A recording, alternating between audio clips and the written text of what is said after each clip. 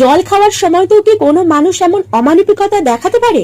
জলটা খাচ্ছি বলেও নাকি ওর দেরি হয়ে যাচ্ছে, বলে কিনা 1 মিনিটে রেডি না হলে আমায় আজ নিয়েই বেরোবে না। তোমরাই বলো, 1 মিনিটে কি কখনো রেডি হওয়া যায়? ছোটবেলা থেকেই এই বিশ্বকর্মা পুজো নিয়ে কিন্তু আমি খুব এক্সাইটেড থাকতাম। কেন বলতো, সারা বছর যে মা দুর্গার আসার অপেক্ষা করতাম, অবশেষে এই বিশ্বকর্মা পুজোর দিনই কিন্তু আমার মা দুর্গার দোরগোড়ায় আসার দিন ছিল। সবার দিন গোনা যখন শুরু হতো 100 দিন থেকে, আমার দিন গোনা শুরু হতো তখন বিশ্বকর্মা পুজোর দিন থেকে। সময় এখন বদলেছে, আমি অনেকটাই বড় হয়েছি, কিন্তু নিজের এই শখগুলো অভ্যেসগুলো কোনোটাই এখনো ছাড়তে পারিনি জানো।